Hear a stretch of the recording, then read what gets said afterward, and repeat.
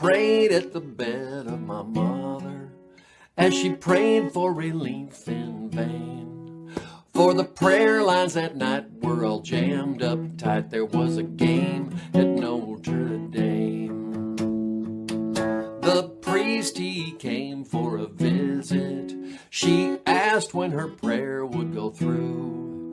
He said, I wish you well, but you're SOL if there's a game at Notre Dame. 80,000 fans are praying at the stadium. Millions more cause the game's televised. If there's a ball in the air, your prayer ain't got a prayer when there's a game at Notre Dame. If you pray for the end of world hunger or peace for mankind to begin, better first go online, check the dates and the times of the games at Notre Dame. 80,000 fans are praying at the stadium. Millions more cause the game's televised. If there's a ball in the air, your prayer ain't got a prayer when there's a game at Notre Dame. The priest said lay back and rest now, but mama said I want to sit up and pray. He said just do it for me, your head's blocking the TV and there's a game at Notre Dame. 80,000 fans are praying at the stadium.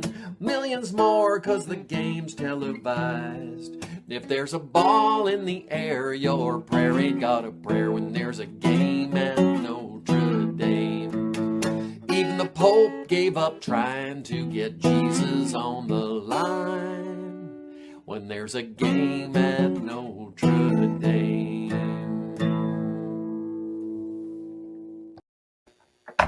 All right, everyone. Welcome to tonight's live stream, the special Sugar Bowl edition. So, unfortunately, Ben was not able to make it. Neither was his friend. But we have our good friend back with us, the legendary Magnum. What's up, buddy? Yeah, we're just going to start this off by saying, you know what? Fuck you guys. We're going to whoop your goddamn ass. I wouldn't expect anything less. Not at all. That's what makes it fun, dude. That's what makes it fun. Of course, I had to, I got to talk a little bit of shit, man. That's what we as college football fans do. Oh, absolutely. As long as it don't get personal, that's all that matters. Oh, yeah. So first off, to everybody watching, I better do this now. I really made sure to promote the hell out of this stream today, so hopefully we have a good crowd. Well, that's about all you can expect at the beginning of the game, because it sure as fuck ain't gonna be a big crowd for you by the end of it. Oh man, this is a name I haven't seen in a while, and I'm willing to bet, of course, it's his brother, but Golden Blue Dude. West Virginia basketball finally beats Kansas at the Fog. Our football season is over, so at least we have something to get excited about. Go Irish. So I'm guessing this is probably Will. Well, it's all I know is it's awesome to see this brand grace the screen again.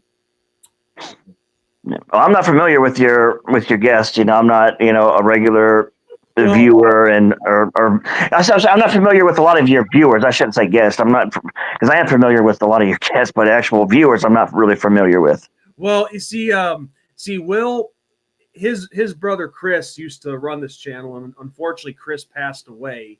Oh, okay. He hands down was one of the biggest West Virginia fans I had ever seen. Nothing against Joey Foster, but Chris was definitely something special, and it's great to see that. Will, it's great to see that you're keeping his memory alive, and congratulations to Kansas on West Virginia taking care of Kansas. That's awesome, man. I hadn't seen that yet. But anyway, before I saw Will's comment, to everybody watching, anybody who wants to come in with us on the stream for a few minutes, here is the link to come in right here in the live chat section. Just click that link. If you want to talk with us for a few minutes, you're more than welcome to. So we'll get started with this, Magnum. Less than 24 hours away until the Sugar Bowl. When it's a big matchup like this with our two teams, that wait just seems to take forever. Well, and let's just talk about the last time this matchup happened for your viewers. So the last time Georgia and Notre Dame faced off, Sean actually made the trip down here to Athens, and I actually let him crash at my place for the entire week, so he wouldn't have to, blow a ton of money on a hotel room. So he saved a lot of money just from that. But I got to hang out with Sean for a week, and we made several videos that week. It was like nostalgia, like all those videos being made, from the old school TTC days. It was great.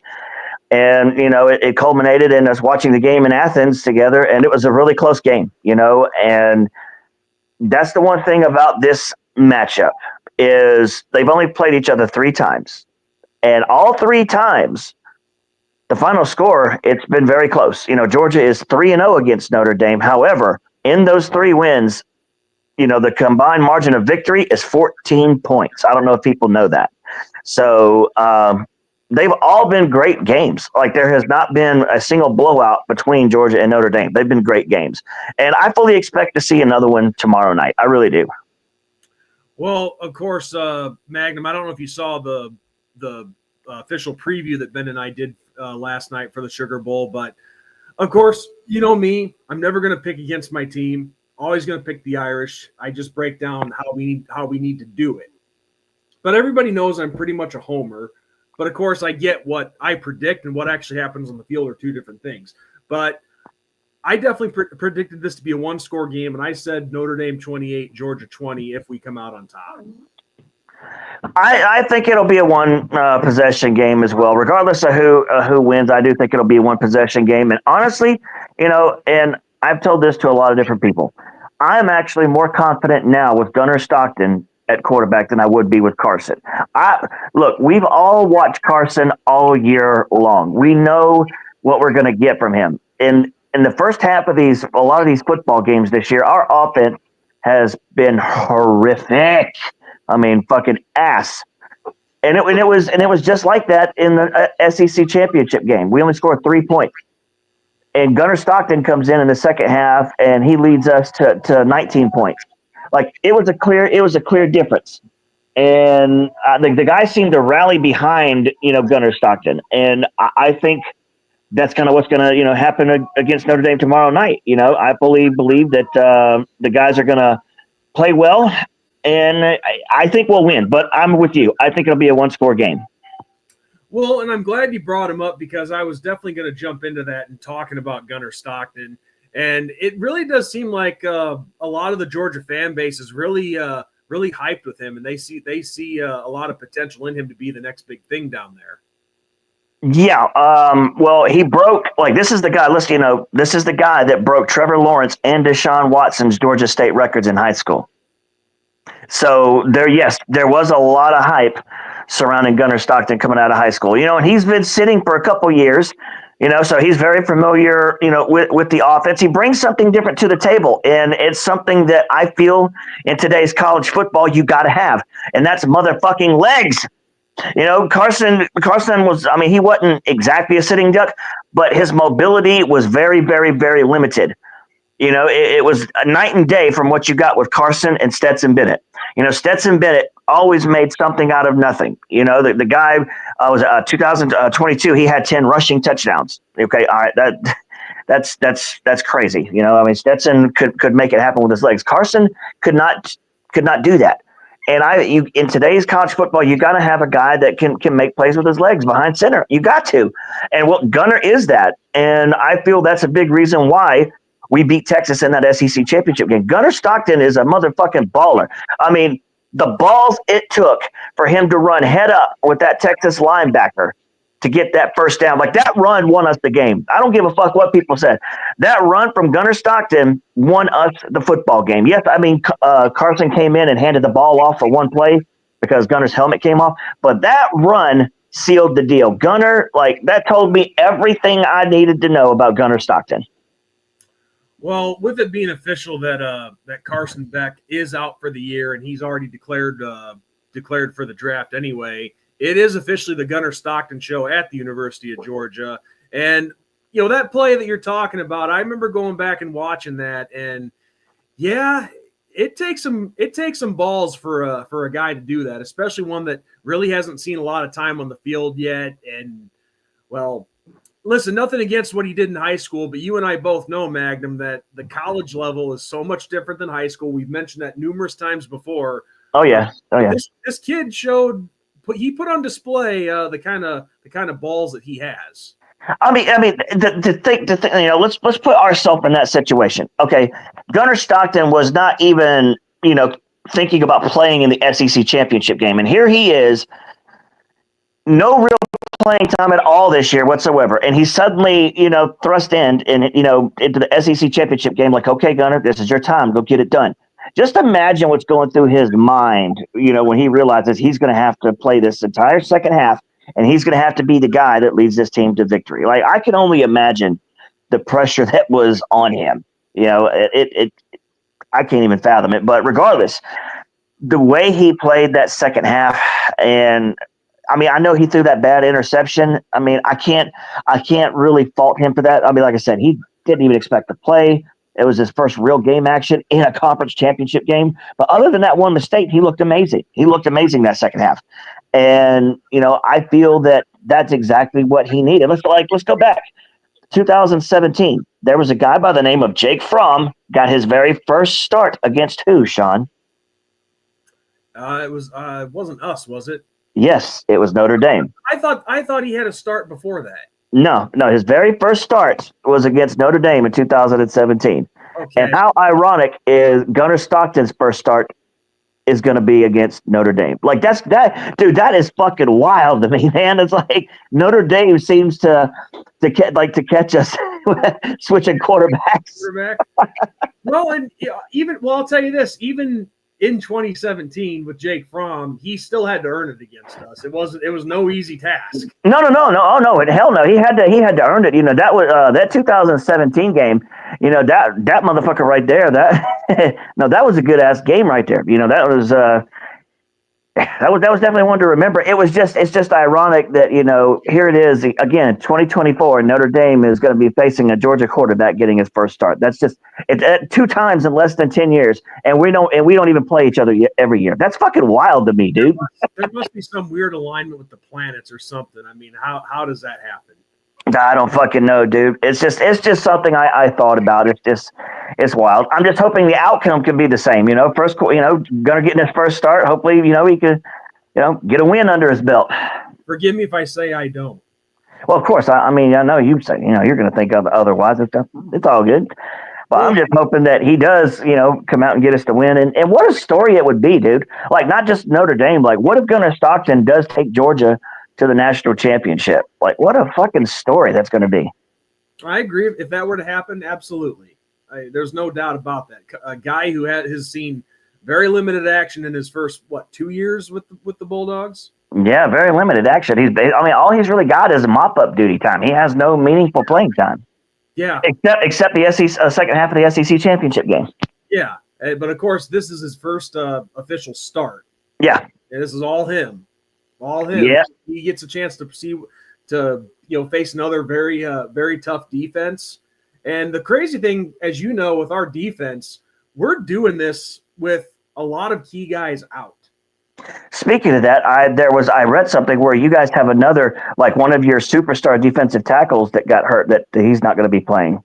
Yeah, Riley Mills, he got hurt against Indiana. It's a really freaky play too, because he actually banged his leg against one of our other guys, one of his teammates. Oh shit!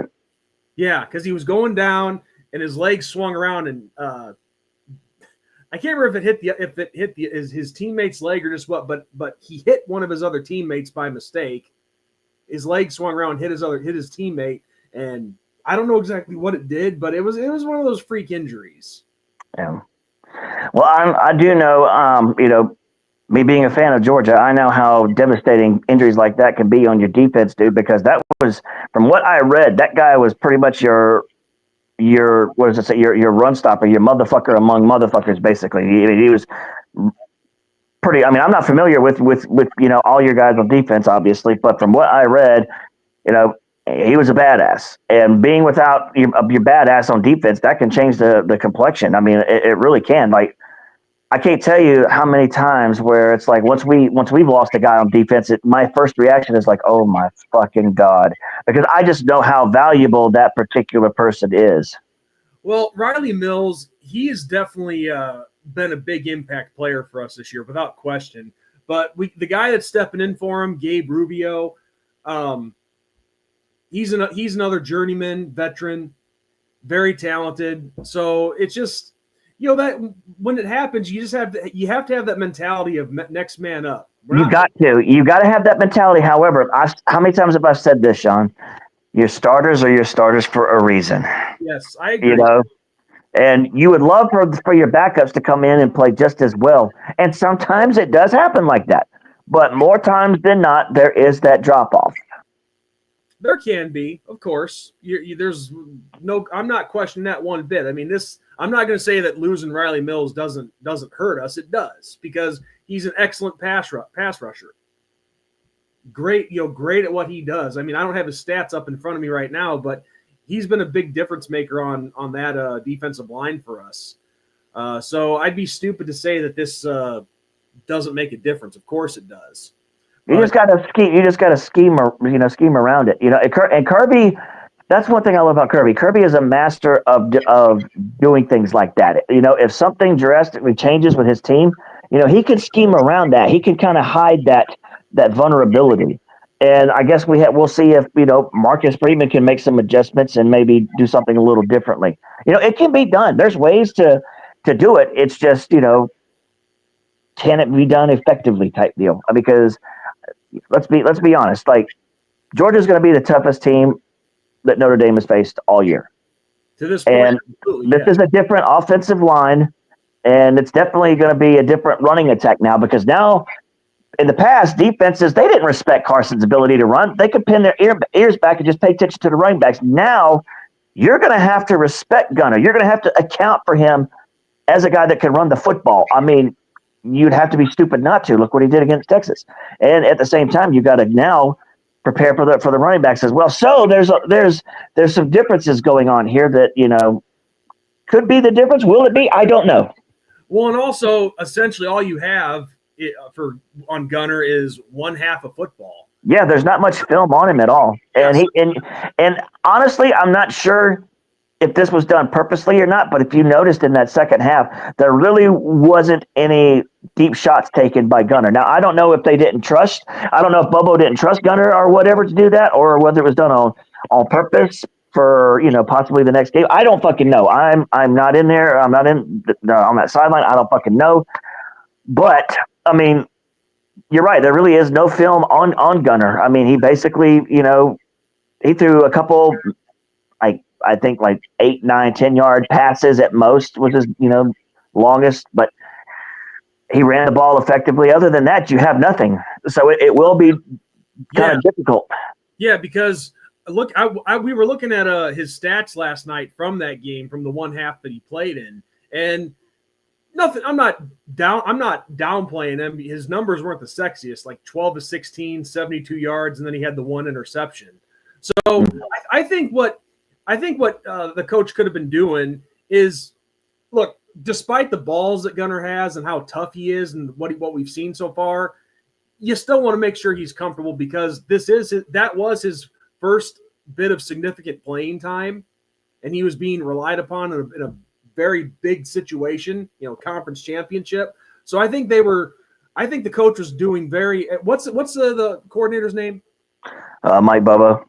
Yeah, Bobo. I think he was just trying to do everything that he could to make Gunner comfortable and really rely on his supporting cast to help him out, just to calm him down, because despite how tough he is, it's his first significant playing time, and you want to keep him in the groove. So that's what I would guess. Yeah, I mean, it's possible. And at least from what he showed, like you said, the 12 of 16, at least he was fucking accurate with these passes, and there was a couple of those too, like I said, that were like maybe 8, 9-yard passes. The dude has got a laser. So we got to see that. Like that one pass, I forget who it was to. Maybe it was to Arian Smith. I can't remember. But, dude, it was like an absolute fucking laser, and Arian caught it. Now, see, that's the reason I say these guys rallied around Gunner because let's be honest, our receivers have had issues catching passes all year. Like, let's go ahead and address the elephant in the room here. Our receivers have had issues with that all year. For some odd reason, like I said, when Gunner came in the second half, the receivers suddenly started catching fucking shit. Like, I don't know why. Like, it just seemed like, yeah, all the guys rallied around Gunner. They all amped their game up. It's like, goddamn, where's this fucking shit been? Like, I know, and I don't want to say anything stupid like, oh, it's because Carson was throwing him too hard or anything like that, because it doesn't matter. If you're a receiver, you got to expect that.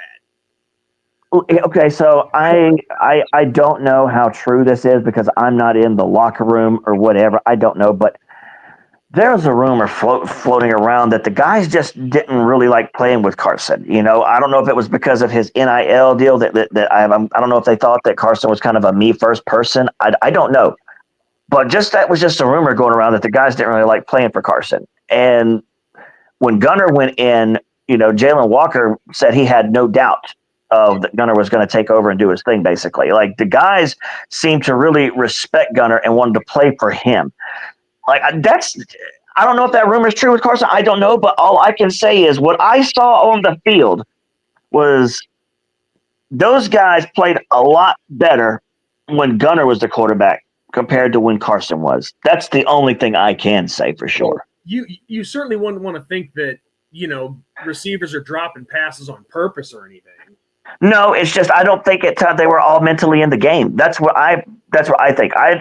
When I hear that rumor that they didn't really like playing for Carson, it's like, well, maybe there were times where they were just kind of on cruise control, basically. Like they just weren't all mentally there in that particular moment. That's what I think. Yeah, that definitely plays a role in it for sure. I mean, I know that sounds stupid to say, oh, a receiver dropped a ball on purpose because they don't like the quarterback. I don't think they dropped it on purpose. It's just they just weren't all mentally there. I don't know. I'm not going to sit here and say that rumor is true because I don't know. That's just what I've heard. But what you said about them not being mentally there, that makes a lot more sense because there's no way that they would just drop passes on purpose because their performance on the field determines their professional future. Yeah. All I can say is like maybe they didn't like playing with Carson. I don't know. And maybe, they just wasn't all mentally there because of that. Maybe they just, were on cruise control and we're just kind of nonchalant about the whole fucking deal. I don't know. Because, look, when you look at our offense from this year to last year, like, it's a big difference. We averaged, 41.1 points per game on offense last year. And this year we're like at 35 or something like that. Like it's a significant drop off. And we lost Bowers and McConkey, those losses hurt, but Georgia's been loading up with, top, number one classes, number two classes year after year after year. There's no reason why, we can't, continuously do the same thing like that. There was just too much of a drop off this year. Like not just with scoring, but inconsistency with wide receivers catching the football, the offensive line, being able to run block effectively on a consistent basis. Last couple of games has been a little better, but it's been pretty inconsistent throughout most of the season. And a lot of that is due to injury. I mean, I'll be honest, Branson Robinson, Roderick Ruffin, for fuck's sake, dude, our entire running back room has been fucked up at one point this year. So injuries could be a part of it. And I don't know, dude, it's just look, I hope the second half offense that we saw against Texas, I hope that's the offense that comes to play against Notre Dame. If that's the offense that we get against Notre Dame, then I think we'll be okay because I do think Texas has a better defense than Notre Dame. I'm going to go ahead and say that. And I think any rational person would probably say Texas has the better defense. So I would just like to see consistency, I guess is what it boils down to. For fuck's sake, if we can do this game, why can't we do it on this game? That kind of thing. Well, it's any given day. I mean, I know you'd like to say any given Sunday, but just any given day that you play a game, you can win. So, yeah. I mean, but no, I mean, I can't entirely argue that because Texas has always been known for they're tough defenses and very good defenses. But I'm not going to sell ourselves short either. I mean, no, we haven't exactly played a juggernaut schedule, and I've never claimed that we have. But this defense knows what it's doing. I mean, they're well coached. Al Golden has done a great job with us, and we got a freshman starting at corner, who Leonard Moore, who's played very, very well, stepping in for Benjamin Morrison, the All-American, and the fact that we've still been able to, take care of business with all these young guys. I mean, you can't take anything away from the Irish. They've been consistent. They've been playing very well consistently on defense. And yeah, the USC game was kind of I guess you'd say a step back, but I mean, hey, it's still USC. They always have a high-powered offense that can be very tough, so you're going to give up some points without question. But still, we came through with 2 pick sixes in that game, and the coverage was on. Just there's times where something has to give. You know what I mean? Yeah. I probably would be a little more concerned if Notre Dame was one of those type of offenses that would throw it all over the field, but. Notre Dame is that let's be honest, your offense is, the success is built off the run. Riley Leonard is not a quarterback that's going to sit there and, Peyton Manning that shit all over the place. Now that's what Georgia really struggles with. Like, our pass defense has not been that great. Like, if we go against a quarterback that can sling the ball around, our defense is going to struggle. Ben and I covered this last night. When we did our preview, we talked about that. And one of the things that we talked about was, okay, one thing that for sure has to happen, we've got to be able to get the run game going, because I don't know if we can rely on the pass the whole game. Because you're right. Not the whole game. You're right. You're absolutely right. Riley Leonard, he is not a guy that's going to throw the ball 50 yards down the field. He's more of a nickel and dime type passer. And he's also one that can get it done with his legs. I mean, I just feel like if Riley could do that, then I would definitely be a little concerned. But the strength of our defense is that front seven and being able to stop the run. But even our run defense has struggled at times. But when you look at the entire defense, the strength of our defense is the run defense. The secondary is the weak link. Now, we do have a couple good defensive backs, but overall, that's really the vulnerability. Consistent unit is what you're saying. Yeah. So, hopefully these last, 3.5 weeks, some of the guys are, got healthy and can play. All I know is for sure Roderick Robinson is been ruled out because I think he re-injured like his turf toe or something again. At this point, dude, I really just let him go. Let him transfer the fuck out of here. Like, that dude has let turf toe has practically ruined like his entire season. I ain't seen shit. Like, guy can't stay healthy. It's like, come on, let's move on, people. Let's get a running back. I mean, that can stay healthy. And the best, look, the best availability is being available. Like, what are you going to do? If you're hurt all the time and you can't contribute to the team. Yeah. That's just injuries can ruin players. That's all there is to it with certain guys. They get injured and they're just not the same after that first time around.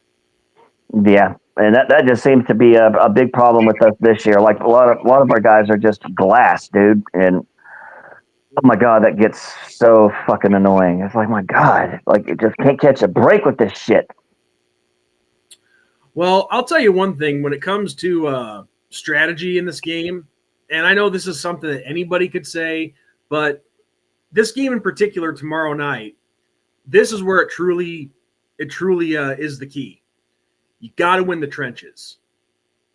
Well, that's pretty much, I think, most games, because I mean, that's where the game is really won or lost. I mean, like, if you got the defensive line that beating up the offensive line all night. I mean, look what we did to Texas. Like, Texas against every other team, their offensive line has basically owned all the other defensive lines. But when they played us, dude, our defense got 13 sacks on them in 2 fucking games, man. Like, you know how ridiculous that is? Like, their offensive line had no answer for our defensive line or our entire front seven in both games. That's where we won. That's where we won that game. The constant pressure we got on Quinn Ewers and the fact that they could not run anything. Like, go back and look at their rushing totals. It was absolutely fucking terrible on their end as far as the rushing numbers. We stopped their run, constant pressure on Quinn Ewers. That's how we beat them both times. Well, and the reason that I specifically bring up the trenches is I'm not exactly sure how young your guys' front seven is. Or is it pretty well veteran, or is it kind of young? Well, let's see.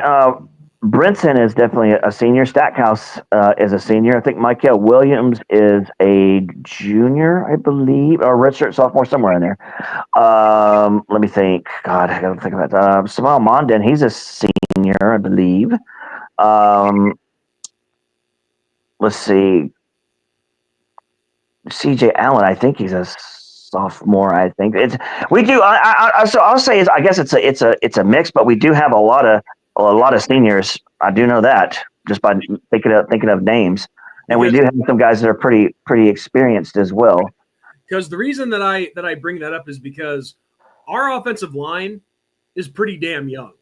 We actually are playing without two guys maybe three actually, who were starters at the beginning of the year.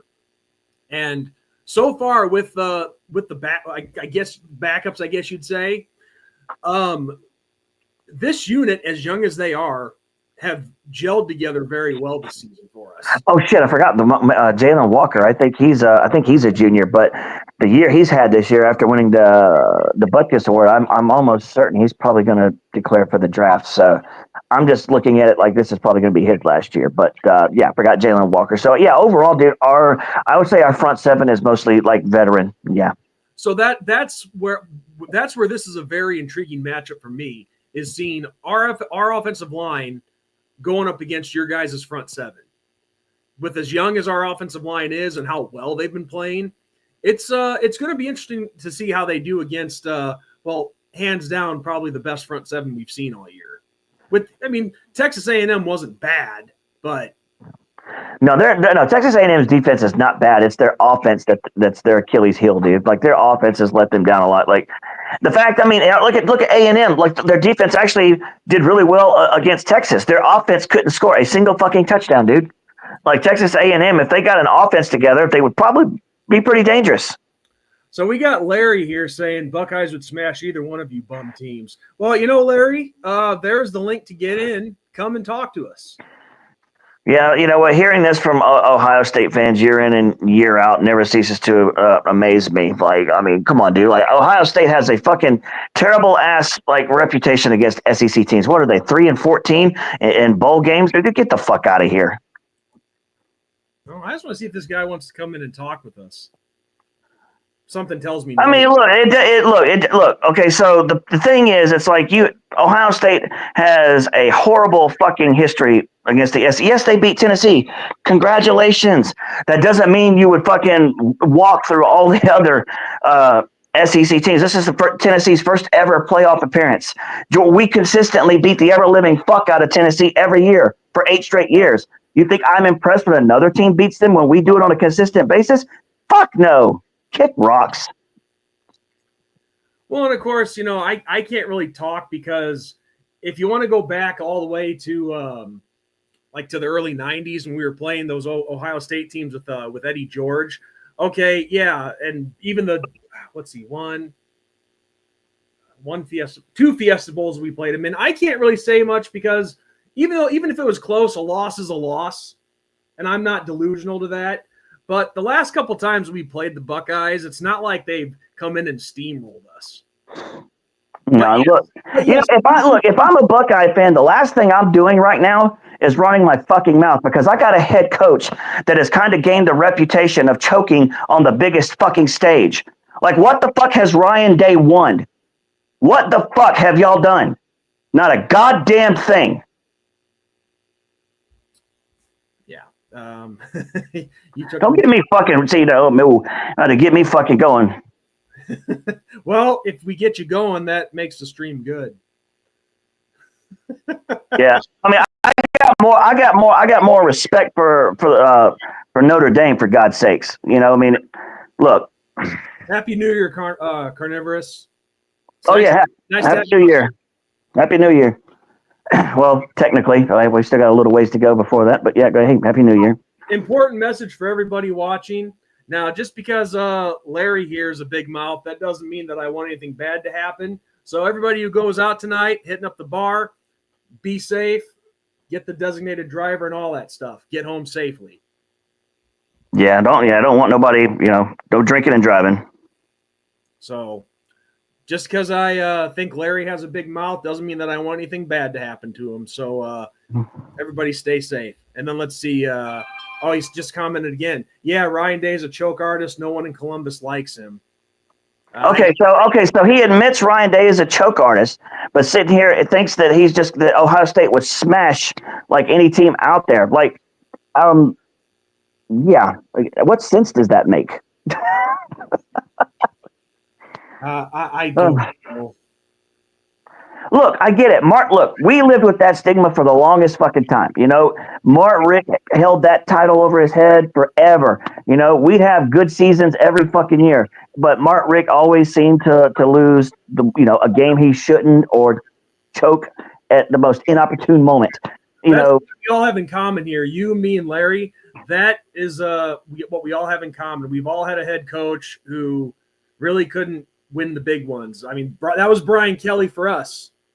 Now, really, the only big game that Brian Kelly truly won was Oklahoma in 2012, and he had a few other nice, memorable wins, but he couldn't get us over that hump. But still, I'm not taking anything away from Kelly. I mean, a lot of us Notre Dame fans hate Brian Kelly because of the way he left, but myself, and I made a video after Kelly left, and I was pissed about it, but I'm not going to take anything away from him from the fact that he helped get us back to relevancy. No, and you're perfectly right. He did, and that's the same way I feel towards Mark Rick. We were fucking awful in the '90s, and even though we were fucking awful in the '90s, we still beat Kurt Herbstreit and the Ohio State Buckeyes.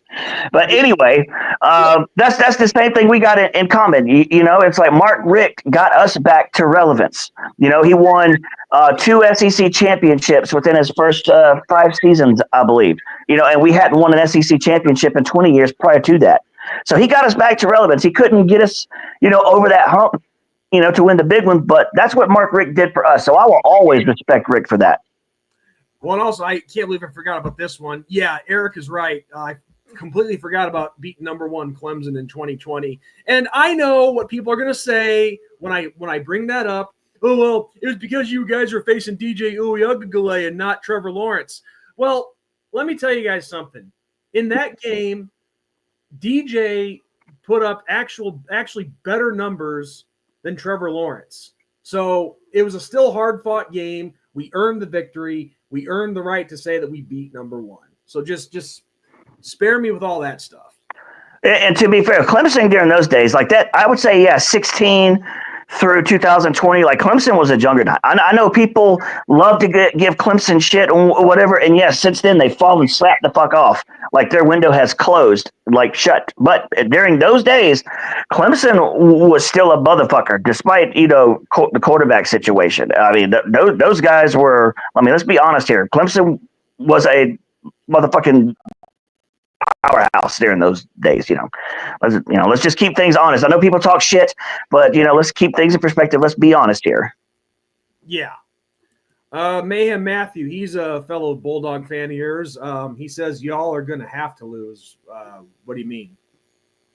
Yeah, I need a little more context than that. Like we have to lose? Or is he saying that Notre Dame is going to lose? Like that's yeah. I'm not making fun of you, Matthew. I'm not. I just just like need some context here. Like I mean, if you want to, shit talking is awesome. I love it. It's just like what are you saying? I just need to know for sure what you're saying because we don't have to lose. Like unless he had a typo or something because I've had that happen too when I'm writing texts and extra words get put in there that I didn't put. So, I mean, but I'll say this, and you know me, Sean, and I talk shit. That's what I fucking do. I love it. College football would not be college football without good old fashioned trash talk. And if Notre Dame, if Notre Dame gets the win, if they pull off, the upset and beat Georgia, I'll be the first to tell you congratulations. You fucking earned it. That's just Vice me. versa. That's just me. Yeah, vice versa. And like I even said this last night, the Bulldogs, despite there being one person in your fan base that I don't care for, that doesn't matter, because of a lot of you who are good people that I've met, you and others that I've met over the years of doing YouTube. A lot of y'all are good people. And when I was down there in 2019, I had a pretty good experience. I only had one guy down there give me one bad experience, if you will. And it was just some guy who walked by me and said, "You're fucked." And let me tell you something. That was a frat guy, by the way. So let's be honest here. Frat guys from any fraternity are fucking bitches. Frat dudes suck. But the bottom line is, if that's the worst that I get on any other opponent's campus, then I'd say I had a pretty damn good experience. Oh yeah, dude. Let's tell your viewers what you said to me personally. Now, we were talking about each campus's women. I want to hear you say it on camera. You told me that the women of University of Georgia are what? I'll say it. I thought they were hotter. Yep. There you go. They were. I thought, at least that particular day, they were. Oh, you ain't got to tell us that. That. I mean, we all know that it's different. There's just something about, which I'm not saying that all those girls were from the South, but there's something about Southern Belles, man.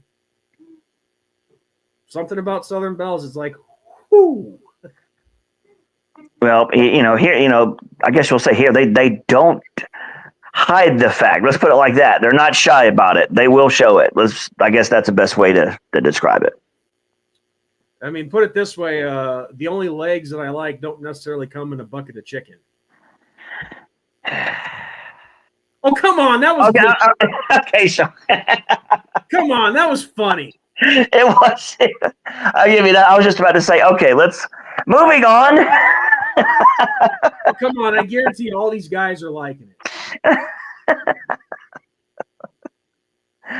Oh shit. Okay. Yeah. I mean, that was a good one. That's why I just sighed, because I was just like, oh God, really? Hey, listen, I'm single. I can what's the word I'm thinking of?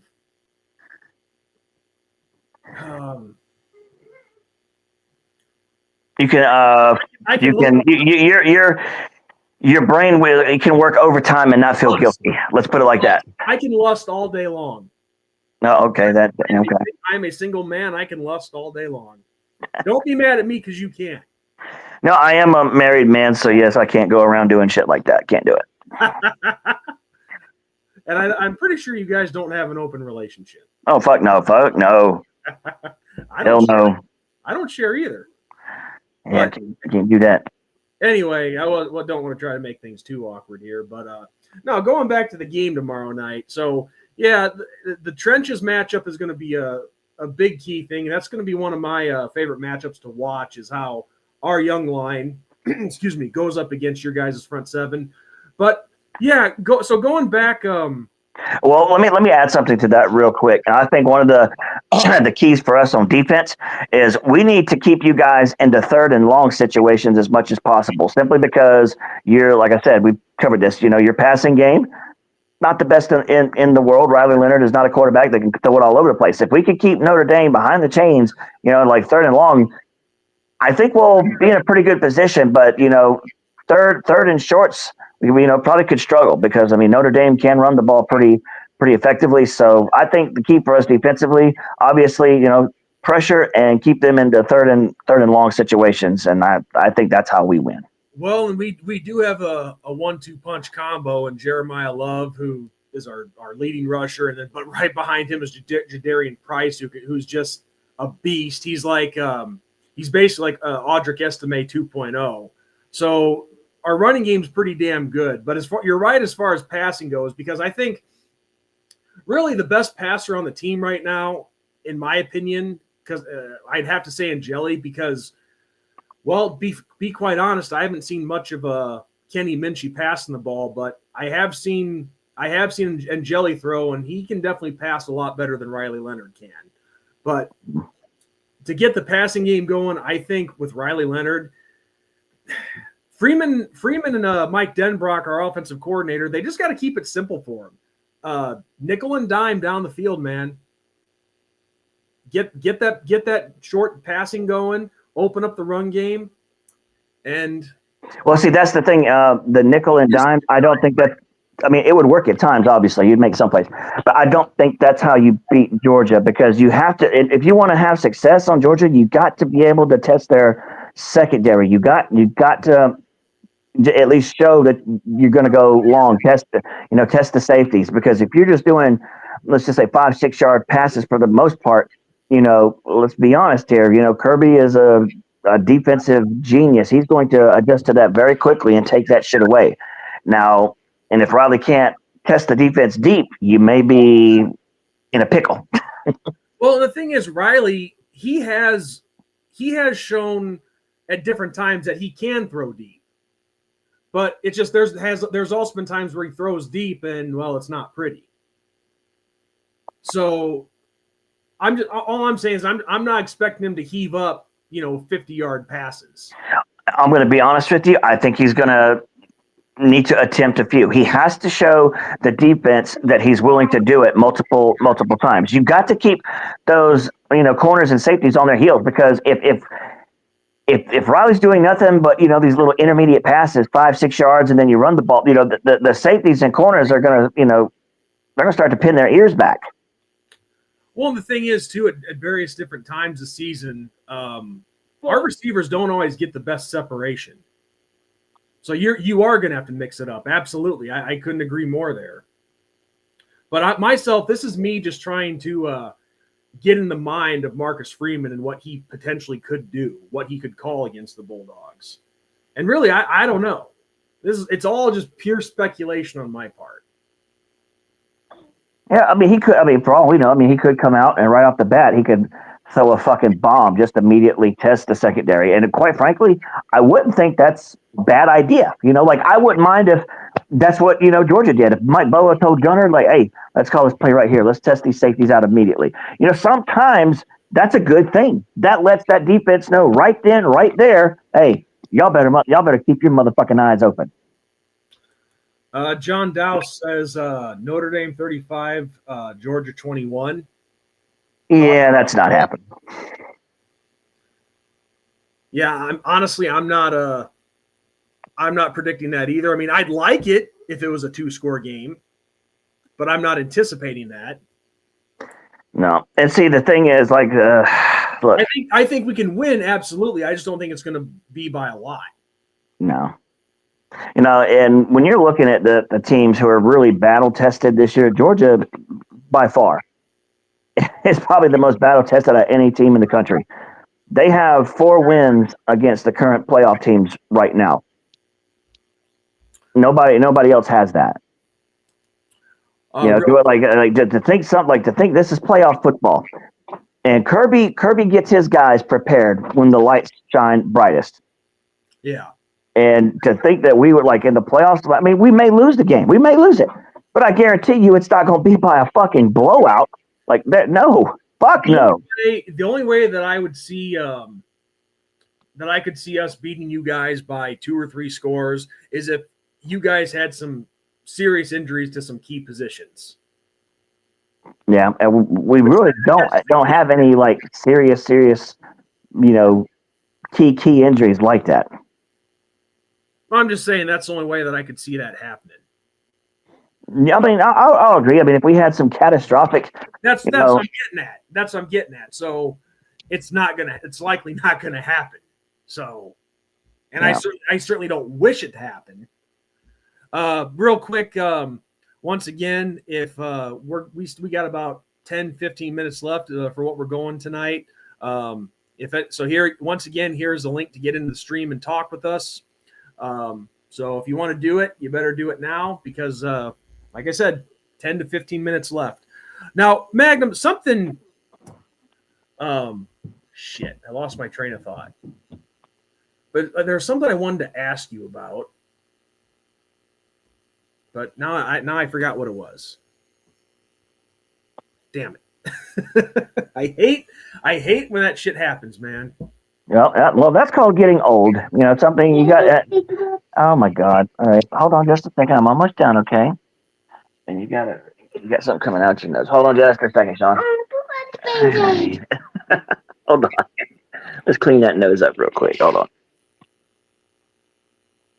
Yeah, guys, parenthood never ends. No timeout. That's his little girl that he's tending to, and she is a little sweetheart, I can tell you that much.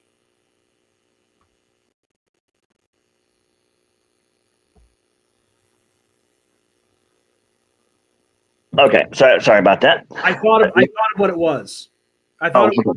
So Ben and I were also talking about this in our preview last night.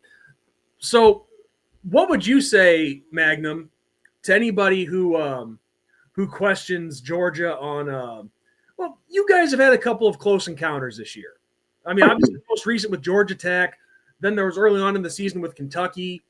And you know, it'd be easy for ones to question that, but my reply is good. You know, good teams find a way to win, whether it's close or whether it's whether it's a blowout. Doesn't matter. Good teams find a way to win. So, what would you say to people that think Georgia's flawed because of those two close encounters?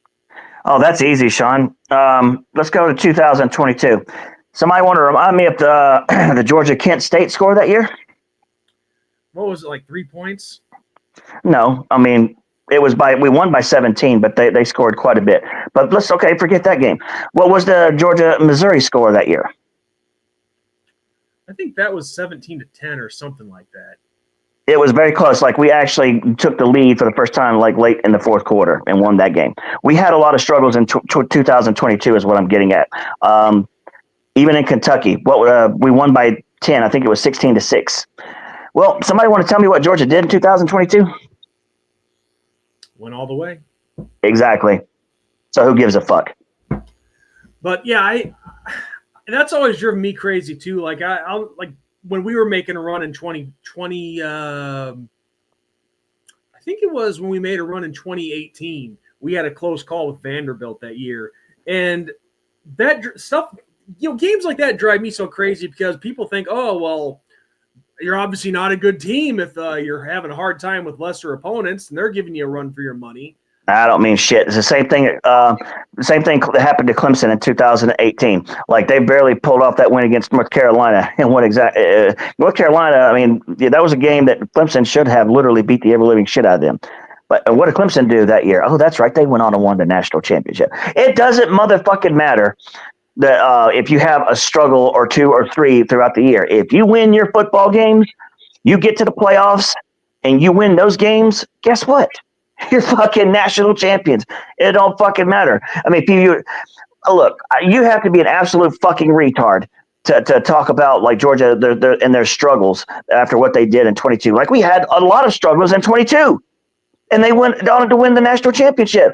Do you think I care about somebody that's saying, well, y'all struggled against Missouri. You motherfuckers should have lost. Man, fuck y'all, man. Who cares? We won the national championship. What the fuck does that matter?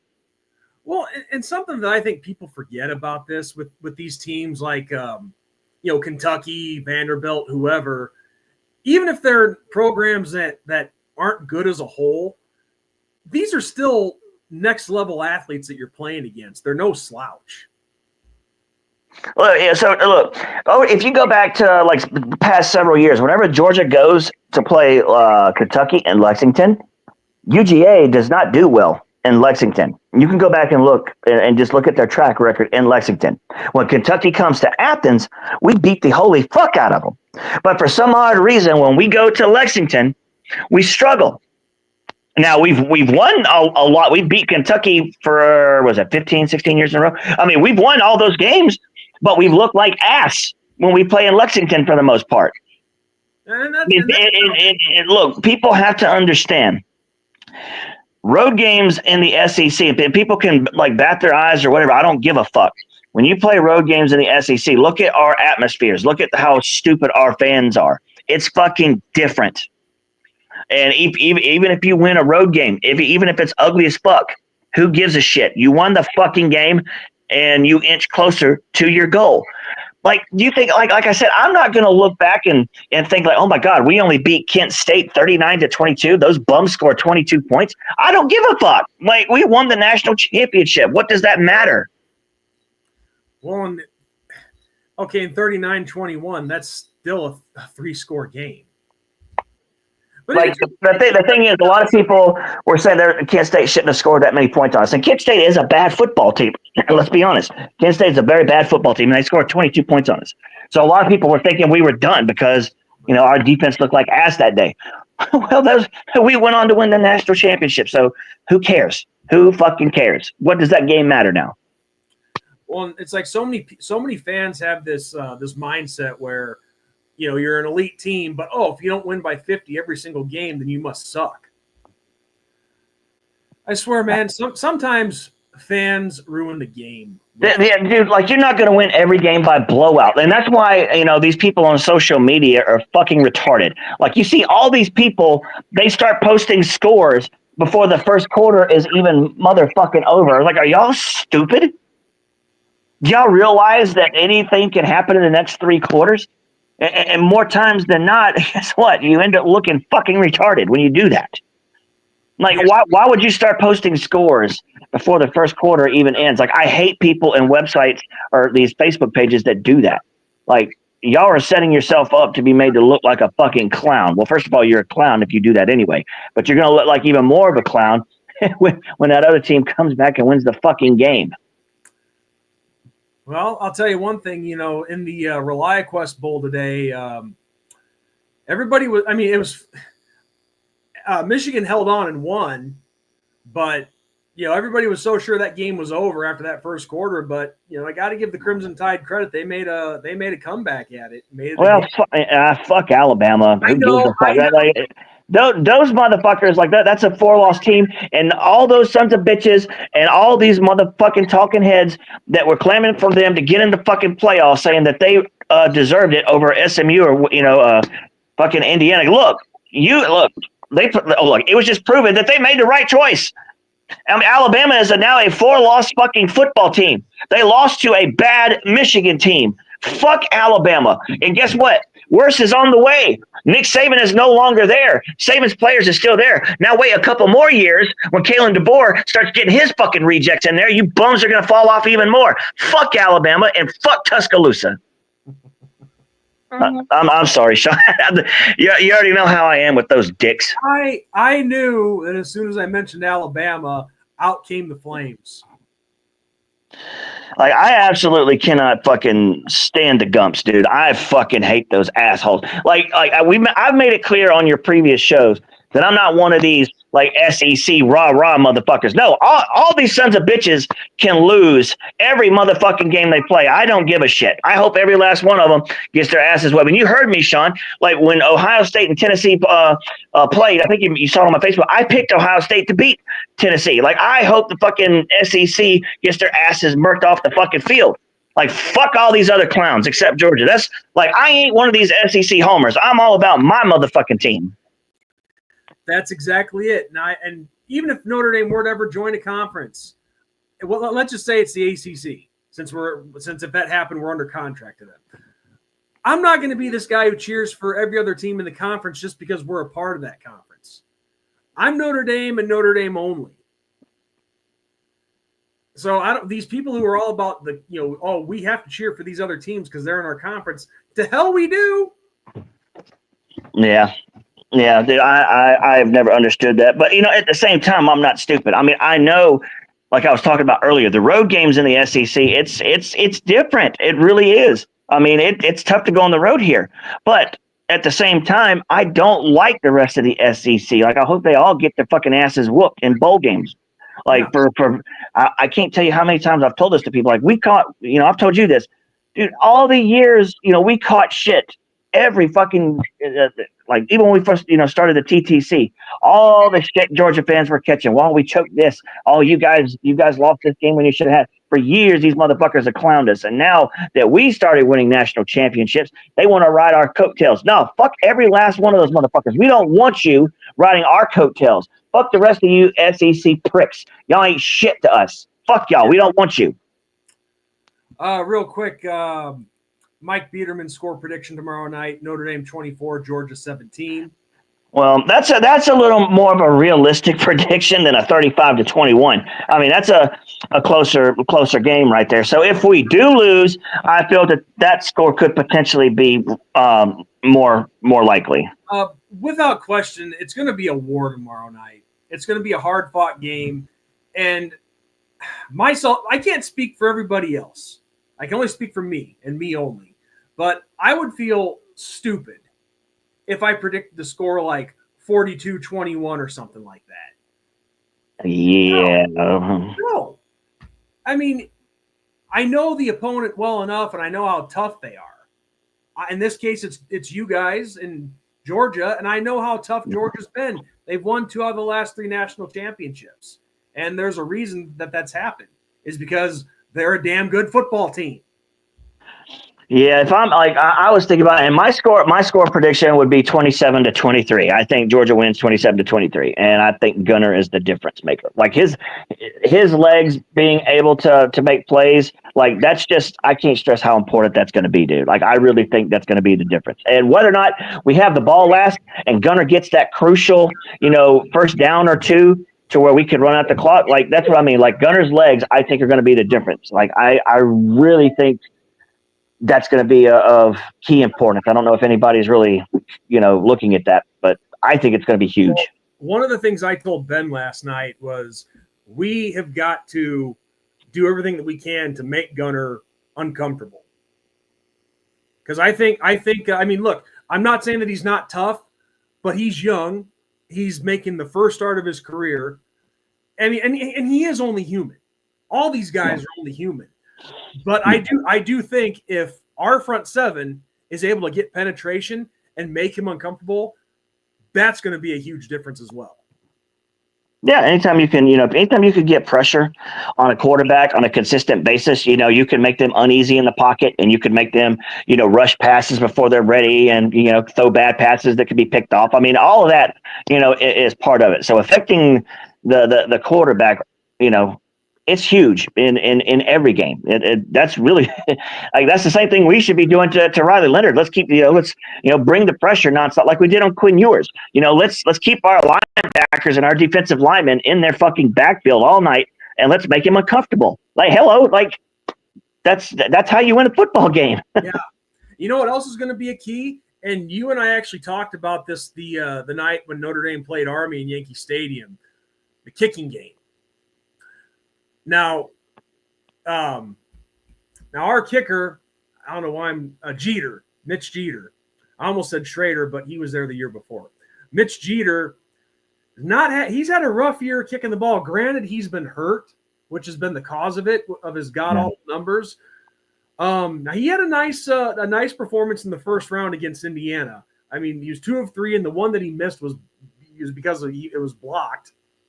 But he nailed a couple long ones, but if he loses confidence, if he shanks a couple, that's what's going to scare me a little bit, because every point in this game is gonna matter. Yeah, and I at least this year I could Peyton Woodring the last couple of years, like Peyton Woodring was a freshman last year, he's a sophomore this year. That guy has been nothing short of amazing. Like now last year when he got his first few starts, like he was struggling a bit, but after those first 2 or 3 games, like ever since then, that dude has been absolute money for the most part. Peyton Woodring has been amazing, and I hope he can continue. I trust his track record. I'll say that. I mean, anything can happen, but when we look at his track record, Peyton Woodring, like that dude's been a beast. Is he as good as Hot Rod? He's more consistent than Hot Rod. I'll say that. Now, Hot Rod, I think, has a better leg overall, has more power, but I think Woodring is from what I've seen, is a little more accurate. Of course, Hot Rod was more beloved, obviously, because of what he was able to do. Like that kick in the Rose Bowl against Oklahoma, like that shit right there, that got the team fired up. And we know, Georgia ended up coming back and, getting the win there. But, Peyton Woodring, like especially he'll be back next year. And if he could continue this, I mean, he could possibly go down as the most accurate kicker in UGA history if he keeps doing this. So that says a lot. I think Hot Rod has the better leg, but I think Woodring is more accurate. But I gotta say though, Hot Rod had the glasses though. Oh yeah, respect the specs. That was the saying there. It's like he was a character. Oh yeah. So, but all right, dude. I have to go get my daughter a bath and get her ready to get going and everything. So, I'm gonna have to call it here. Yeah, I mean we're just a little over an hour, so I think we hit our time limit pretty well. So, I guess all I can say, Magnum, is this is going to be fun tomorrow night. It's a great opportunity to play you guys again because who knew when for sure it was ever going to happen again, if ever. So all I can say is may the best team win tomorrow night. Oh yeah, it's gonna be a good game regardless. Like I said, I think no matter who wins, I think it's gonna be a 1-score game by either team. But that's just what I think personally. And I mean, if people want to think blowouts are gonna happen, well, don't get disappointed when it don't happen because it ain't gonna fucking happen. But yeah, dude. I expect a great game, and I think that we'll end up playing Boise State. I know a lot of people have Penn State picked to beat Boise, but from what I've seen, dude, I think the Ashton Genty kid, he's the real deal, man. I think he should have won the Heisman, and I think he carries the team, and they beat Penn State. That would be amazing if that's my pick. I know most people have Penn State over Boise, but after just looking like people don't. Boise State gave Oregon everything they could handle. Boise proved they could play against the number 1 team in the country.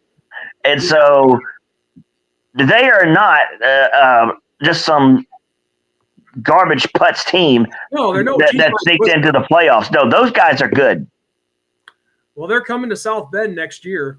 I don't know if you knew that, but could see him a lot sooner, depending on how this game goes. If Genty's going, I'm not sure whether Genty's a senior or not, and even if he's a junior, after this kind of year, he's probably going to the NFL. So I don't think Boise's going to be as good next year.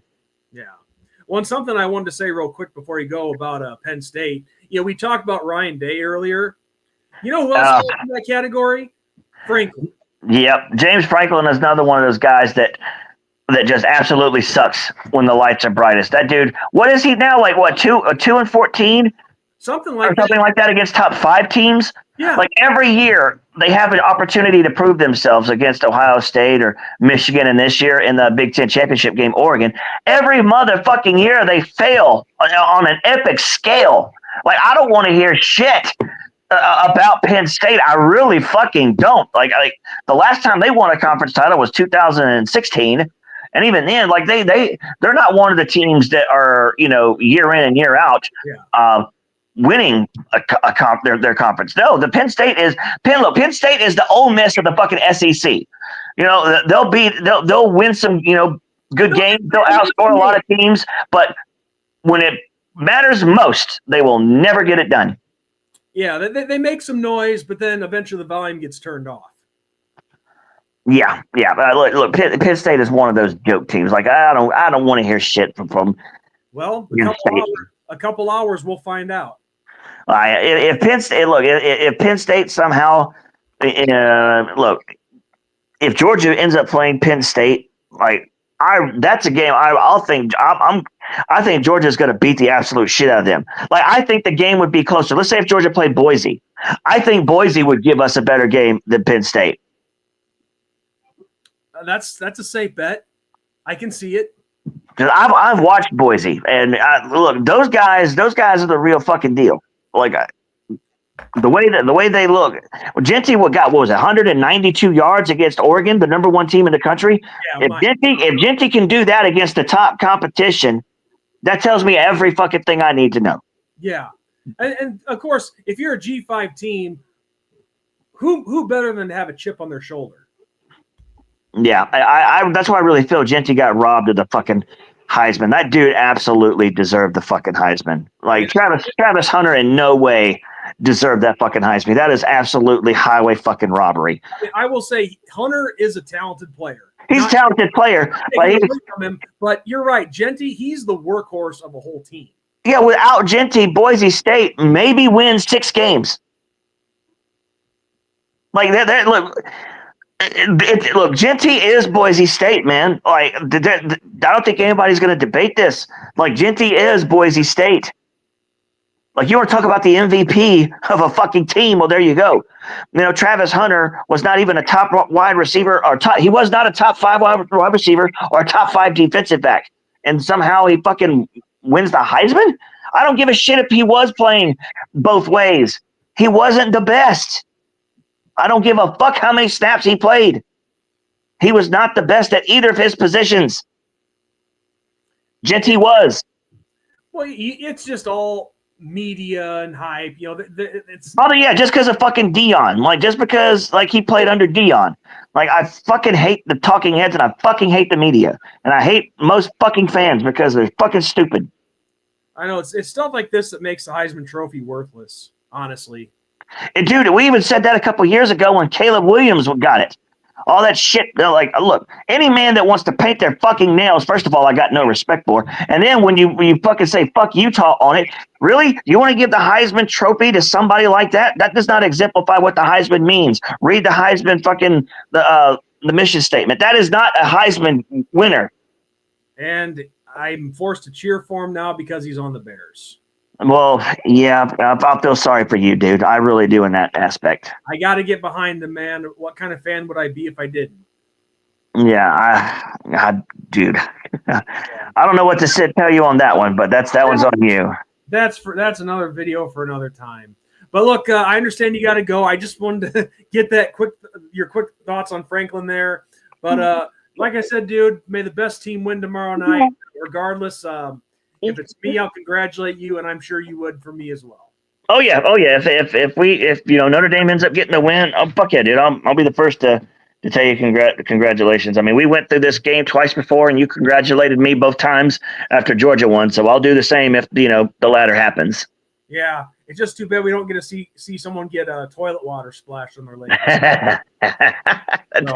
Dude, that moment will forever live in infamy right there. Yeah.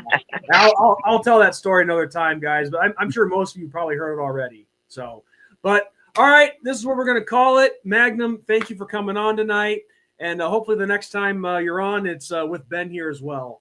But all right. Unfortunately, things come up with work, and him and his buddy couldn't be here tonight. So, but it was still a lot of fun. Hope you guys enjoyed it. Had a nice little turnout tonight. And one of these days, I wish some of you people would get on here and talk to us. You know how that goes, man. Most people won't do that. They'll just stay in the comment section. That's the way it's been since our TTC days, dude. That's the way it is. I mean, the thing is, we require to show your face. But I guess if it means getting on here or having people come on here and talk to us, we might have to drop that. So, but anyway, so that's it. God bless everybody. Magnum, God bless you as well. And yeah, tomorrow night. It's what we've been waiting for. And let's let the good times roll. All right, Sean, but you have a good one, man. Yeah, you too. And to everybody, have a safe and happy New Year. God bless.